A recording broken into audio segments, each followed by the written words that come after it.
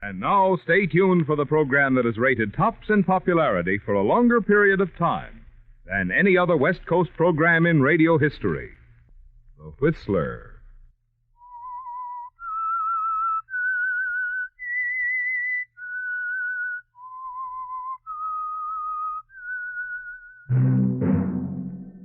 Invite you to sit back and enjoy another strange story by The Whistler.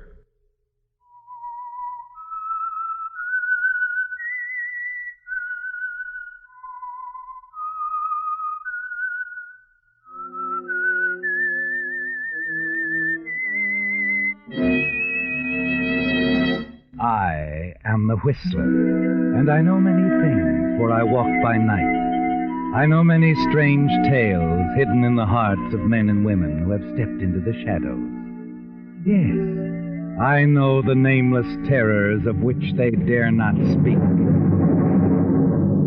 And now for the Whistler's strange story, The Tall, Thin Man.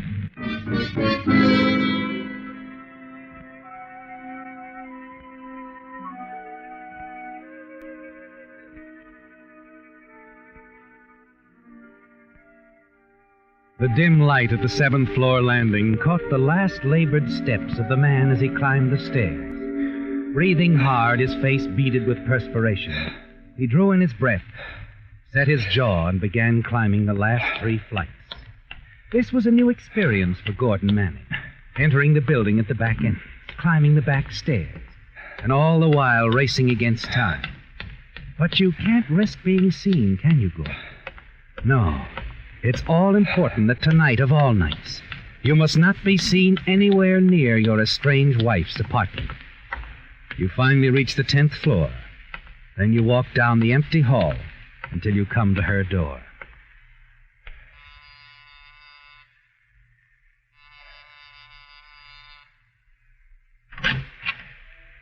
Good evening, Lynn. Gordon, how nice. Come in. Oh, here, let me have your coat and hat. This is nice. Anne called a few minutes ago. She'll be here in about half an hour. Yeah, she's been in Europe, if I remember the society columns. Yes, she got in yesterday. Yeah. I should be delighted to see you. Sit down, Gordon. Sit down. I'll get you a drink. No, never mind. I can't stay, Lynn. Oh, I see. I'd hope... Gordon, if you'd only realize... I only realize you're trying to cling to something that's been dead a long time. Hanging on with the 3 lives you're ruining by doing it. Oh. It's that kind of visit again. I shouldn't have bothered to take your coat and hat. I'll bring them back. Lynn, I ask you for the last time. Let me go. You're hurting me. Lynn, in heaven's name, what are you trying to do? What are you trying to prove? I'm trying to let you find out for yourself what a fool you're being. I'm trying to prove that a marriage of 10 years can't be broken by a girl like Jean. A girl 15 years younger than you who's infatuated only by the thought of what you can give her with your mind. You certainly are changing, Gordon. Now it's slapping women. I'm sorry, Ed. I didn't mean to slap you. But I want the divorce, Lynn. It's a year now you've kept me dangling. What good is this dog-in-the-manger attitude? Give us both a chance. I shall never give you a divorce, Gordon. I've waited a year now. I can wait lots longer. All right. I tried. Believe me, I tried. I didn't want to have There's no need for you to stay. I'll get your hat and coat, Gordon. Talking won't do any good. No, I suppose not. She said it for you, didn't she, Gordon? Talking won't do any good. As Lynn turns from you and starts for your hat and coat, you know you must put into action the plan you came prepared to follow up if she refused to divorce you. In one swift motion, you step forward, grasp the heavy bronze figurine from the coffee table.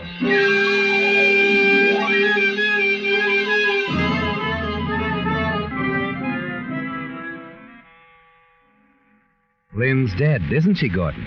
Quickly, you wipe your fingerprints from the murder weapon. Get a pair of gloves from your coat.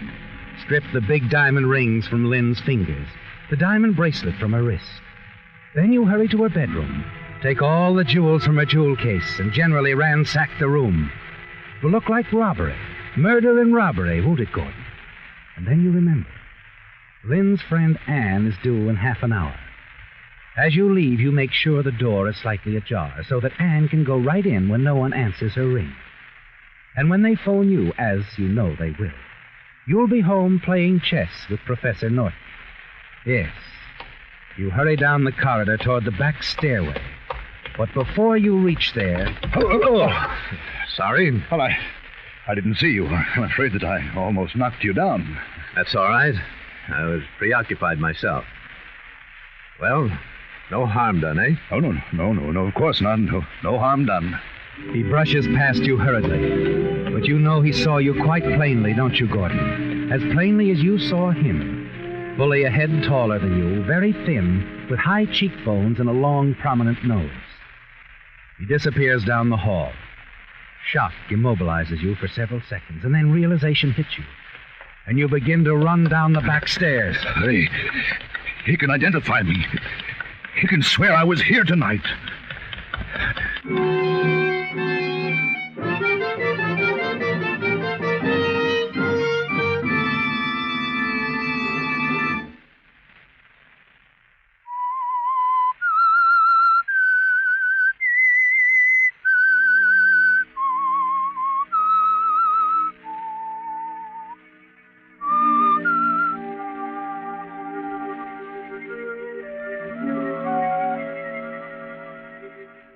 Well, you've finally done it, Gordon. Yes. Lynn, your estranged wife, lies dead in her swank apartment. You've taken her jewels to make it look like the work of a thief. And it all went well, didn't it? Until in leaving, you collided with a tall, thin man coming down the hall. You know he saw you as clearly and distinctly as you saw him. Now, back at your apartment, you enter cautiously. Seated in the big leather chair, sound asleep from the sedative you'd slipped into his drink, just as you left him, is old Professor Fred Norton. In front of him on the small table, the chessmen, unmoved since you left. You glance hurriedly around, search for a safe place to hide Lynn's jewels. Decide the rubber plant in your hallway is ideal. You push aside several handfuls of soil, drop in the jewels, replace the soil, and pour a glass of water over. Then you return to the living room and shake the professor gently. Hey, Fred! Hey, wake up. Oh. Come on, sleepyhead. Oh, my George. Don't tell me I've dozed off again. You certainly did, Fred. You know, this is getting to be a habit with you. So it is. By George, I'm sorry. I feel like I slept an hour. Oh, no, not that long. Only about 10 minutes, really.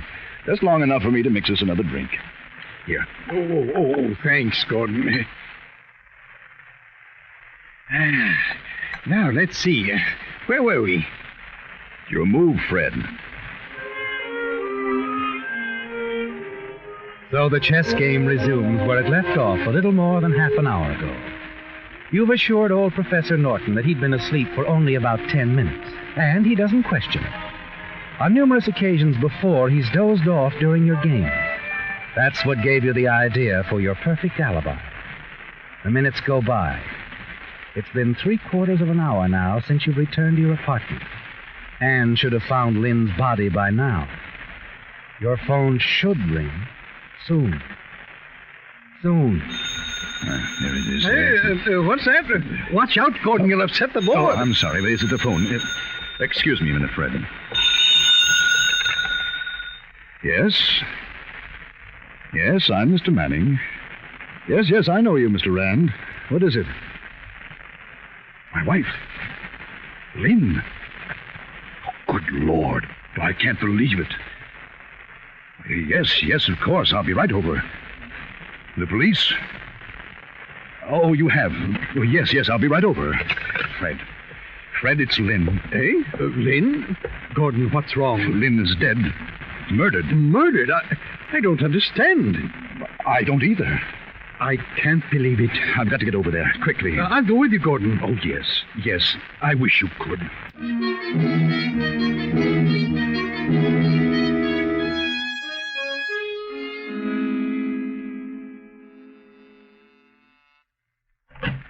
Oh, Mr. Manning, come in, come in. It's dreadful, simply dreadful. It doesn't seem possible. It just doesn't seem... Oh. Mr. Rand, this is Professor Norton. Fred, Mr. Rand, the manager of the building. How do you do, Professor Norton? This is shocking, Mr. Rand. Shocking. And Professor Norton was with me when I got your call, Mr. Rand. He was good enough to... Oh, Gordon, thank Anne. heaven you're here. Poor Lynn. Oh, poor Lynn. And yes, it's terrible. Just terrible. Mr. Rand says that you found her. Yes. I rang the bell. No one answered. The door was open, so I went in. And there she was. Oh, Gordon. Gordon, this is Doctor... I'm terribly sorry. I'm so upset I can't remember. I understand. I'm Dr. Roberts, Mr. Manning. Yes, how do you do, Doctor? I'm sorry, Mr. Manning. It was nothing I could do. She was dead when Mr. Rand and I got up here. Mrs. Raymore, one of my patients here in the building, passed away this evening. I was in Mr. Rand's office when this young lady called. I can't understand. Why would anyone want to kill Lynn? Oh, perhaps the lieutenant can tell you better than I, Mr. Manning. Lieutenant Williams. Yes? Lieutenant, this is Mr. Manning, the victim's husband. Well, I'm glad we were able to get hold of you this fast, Mr. Manning. Lieutenant, who would kill her? Why? Burglary. Looks as though Mrs. Manning surprised the thief, and he killed her. Burglary? Yes. Her jewel box seems to have been ransacked. And it looks as though rings have been taken from her fingers. Oh, you can help us with that. You must be familiar with her jeweler. Oh, yes, of course. I gave her most of it, but, where is she? They've taken her into the bedroom. When did it happen? Well, I was just talking to the doctor. He places the time at about 9 o'clock. A little more than an hour ago. Oh. Now, Mr. Manning, let's sit down over there. There are some questions I'd like to ask you.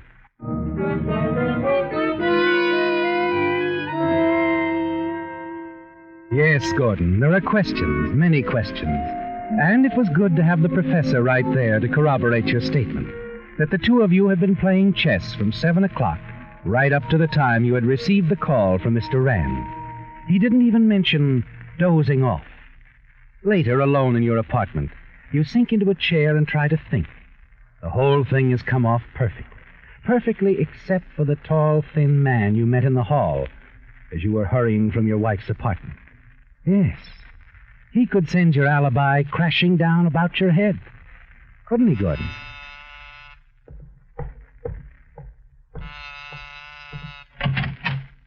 Jean. Hi, darling. Surprise.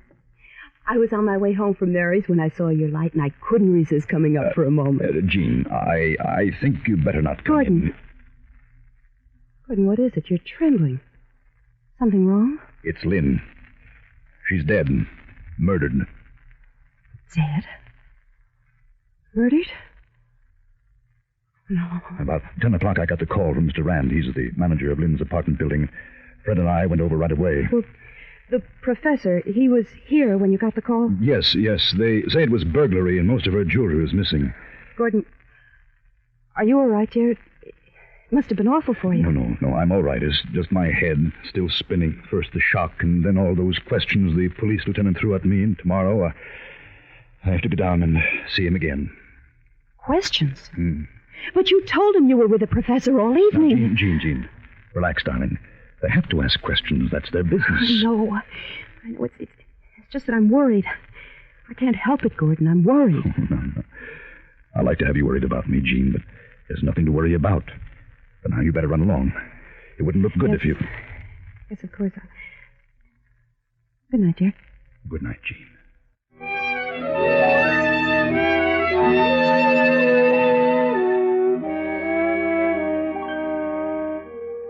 The next morning, you hurry out and get a paper. It's there in big black headlines. Society woman slain.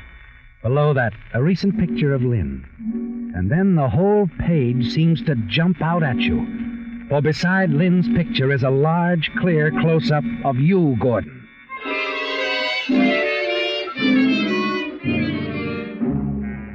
The tall, thin man will have no trouble identifying you now, will he, Gordon?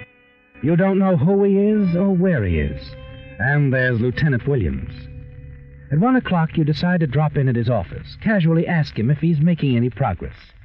You must find out if the tall, thin man has identified you. No, I'm afraid we haven't uncovered anything new, Mr. Manning. Not a trace of the jewelry yet.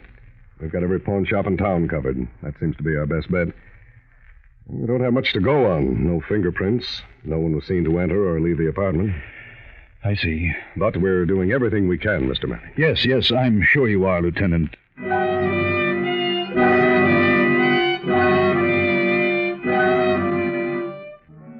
You're still above suspicion when you leave Lieutenant Williams' office. But somehow you've got to find the tall, thin man before he goes to the police. He knows, doesn't he, Gordon? He's seen your picture, knows who you are, and more important, he knows a good thing when he sees it. You're a wealthy real estate broker, can shake down with blackmail. Yes, Gordon, that's it. You're sure of it. Now you know there's nothing to do but wait. And late that afternoon, almost closing time, your secretary, Miss Adams, enters your office. Mr. Manning, there's a Mr. Wellman to see you. Wellman? Wellman, I don't place the name. Has he been in before? Well, I believe not, Mr. Manning. I don't believe I've ever seen him before. What does he look like? Well, he's tall. He's quite tall and thin. Mr. Manning, is there something... Shall I tell him you're busy, that you can't see him now? No, don't do that. Send him in, Miss Adams. And see that we're not disturbed. Yes, Mr. Manning. You may go in now, Mr. Wellman. You stiffen as the man looms tall and thin in your doorway. Then you relax. It is not the man, is it, Gordon? Just a man to inquire about a piece of property. That night, you take Lynn's jewels from their hiding place in the base of the rubber plant, drive to a deserted section of the lakefront, and certain there's no one near, you throw the box as far as you can out in the deep water. And then, shaken, unsteady, you drive home and prepare for the nightmare of the days ahead, the endless, nerve-taut waiting for the tall, thin man who can blow your alibi to bits. If you could only find out who he is, where he lives, if you could surprise him. But a week goes by, 10 days. And then on the morning of the 11th day, you're at the office, dictating to Miss Adams at her desk. And at the meeting called yesterday, my associates and I have decided to give your offer our approval. And in view of the... No, Miss Adams, scratch that. It's not just what I want. Let's try it this way. At a special meeting called... Good heavens. Mr. Manning. Mr. Manning, what is it? Oh, the newspaper. I brought it to work with me. I didn't get a chance to... Oh, that plane crashed. Did you know someone on board? Plane crash, huh? Oh, no. No, it isn't that. It's just that lately I haven't felt so well. These headaches. We'll let the letter go for a while. I'll just borrow your newspaper if I may. Relax a little. I'll ring you when I'm ready. Yes, Mr. Manning.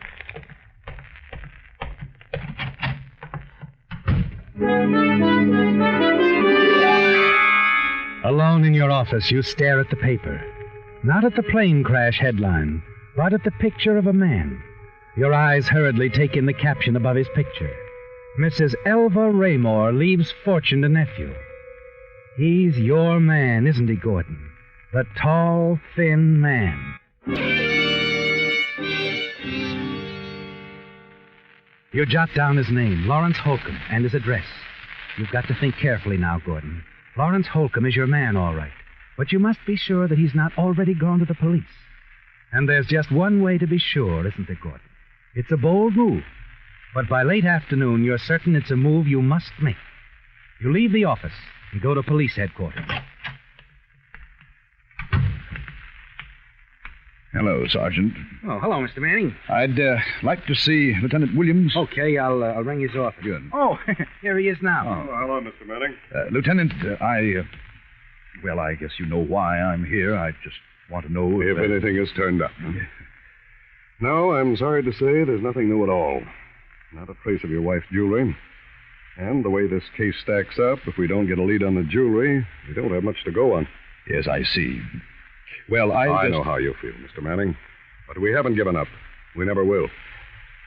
Sometimes, you know, these cases crack in unexpected ways. Crazy ways sometimes. So, don't give up hope, Mr. Manning. Come on, I was just leaving. I'll walk to the corner with you. All right, Lieutenant. Oh, excuse me a moment. Yes, Sergeant. Yes, sir. Will you try and get in touch with that fellow, the one who inherited the Raymore money? Her nephew, what's his name? It's Holcomb, Lawrence Holcomb. That's right. Try to locate him, will you? I'd like to see him in the morning. Right, Lieutenant.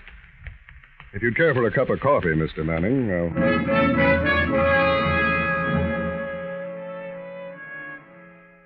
You're sure now, aren't you, Gordon? Lawrence Holcomb hasn't contacted the police. Not yet. But Lieutenant Williams wants to see him in the morning. You have time now, haven't you? Time to do what you must do. You must make sure that Lawrence Holcomb never sees the police. The lieutenant walks you to the corner, and then you part company. Once at home, you take the small automatic from your bedroom. And at 8 o'clock that night, you're pushing the buzzer at Lawrence Holcomb's apartment. Yeah? I'd like to talk to you, Mr. Holcomb. Yeah? What are you selling? Ever since the papers came out with that inheritance story, I've been pestered by guys like you. What is it? Gold mines or oil wells? I'm not selling anything. Don't you recognize me, Mr. Holcomb? No, not in this light, I don't. Come on in. Just got back from a trip and packing for another. Maybe you can find something to sit on that isn't a suitcase. No, I'd rather stand. This won't take long. Now then, take a good look at me, Holcomb. Oh. It's you. Manning, isn't it? Gordon Manning. I got tired waiting for you, Holcomb. Been out of town, like I said. I've been meaning to do something about you. I don't get you, Holcomb. You haven't been to the police, you haven't tried to blackmail me yet, and you don't need any money now. What is it? What do you want? Don't worry, Manning. I want something, all right. Oh, wait a minute. Don't answer that. What do you mean? What is this? Stick up? No, not quite. Just don't answer that phone. Okay, so I won't answer it. Now, put that gun away. No. You see, I know things that you don't know, Holcomb. I know the police want to see you in the morning. The police? Yes, but you've waited too long. So have they.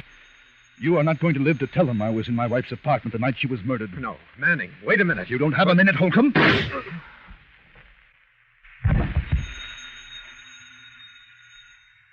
But I have. Now, I've got all the time in the world.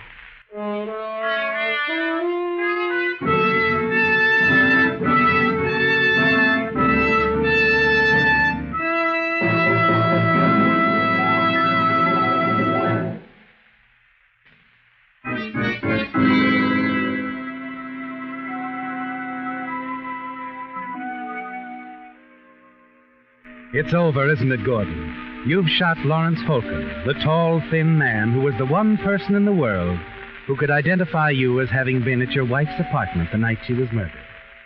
You leave Holcomb's apartment by the back stairs, but this time you're not seen. You race to your car and drive home, suddenly secure in your mind, certain the threat of the tall, thin man is gone forever. Back at home, you realize you can plan your marriage to Jean, a long trip together, far from the trying ordeal of the past few weeks. Your thoughts, filled with new dreams and plans, are suddenly interrupted. Hello, Manning. Lieutenant Williams, Well, come in. Well, I didn't expect to see you again so soon. Has something turned up? Yeah, something's turned up. Remember I told you cases like this sometimes crack in crazy ways? Yes, I remember. You killed your wife, Manning. No, you're wrong. You can drop the act. I know you killed her. Holcomb told me everything. Holcomb? But he couldn't. He wasn't quite dead when I got to his apartment then. But how did you happen? How did I happen to be there before he died? I tried to phone him this evening. There was no answer. I was pretty sure he was in his apartment. Probably packing for a getaway, so I went up there. Getaway. He was running from you? You bet he was. The night you murdered your wife, Holcomb admitted he murdered his aunt in the same building by suffocating her with a pillow. His aunt, Mrs. Raymore? That's right. Her autopsy said it was a heart attack. I thought it was murder. But Holcomb could prove he was 300 miles away that night. As long as I couldn't break that alibi, he was safe. And Holcomb was afraid that I would break his alibi. That's right, Manning. Holcomb never would have identified you. If he had, he'd have signed his own ticket to the gas chamber.